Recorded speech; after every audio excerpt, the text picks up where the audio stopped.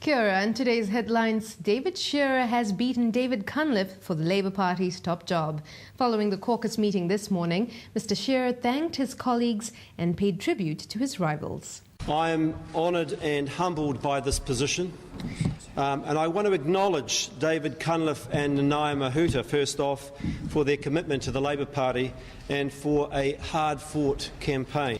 Mr. Shearer says it's time for a fresh start for the Labour Party, and the work begins today. There will be change. I can guarantee you that. Well, it's yet to be seen, but I can guarantee change. We've already got change. The top two have changed completely.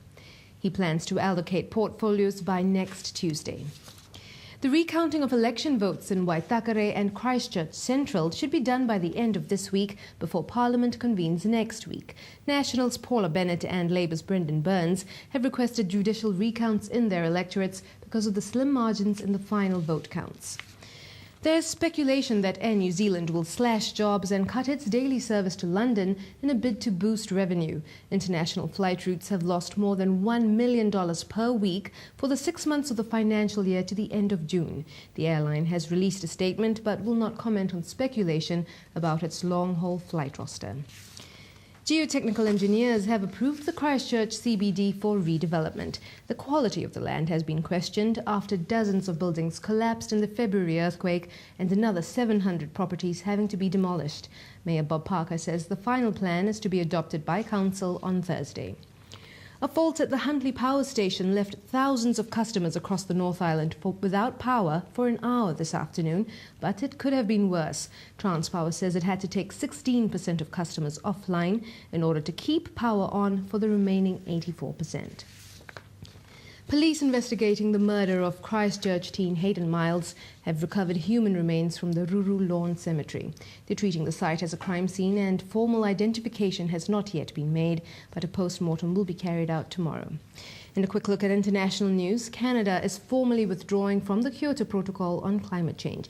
It's a move to save the Canadian government $7 billion in environmental penalties over its carbon dioxide emissions. Iraqi Prime Minister Nouri al-Maliki has visited Barack Obama at the White House. The two leaders are determined to continue their partnership even after American troops leave Iraq.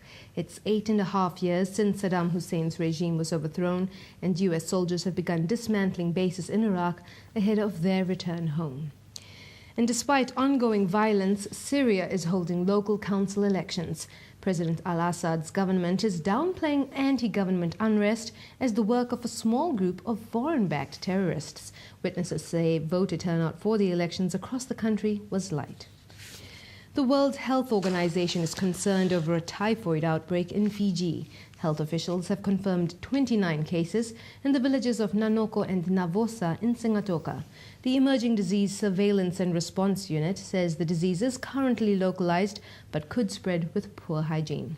Well, those are the headlines. Keep up with the news on Shine TV every weeknight and on New Zealand's Rhema. From the RBG News Centre, ka kite anō.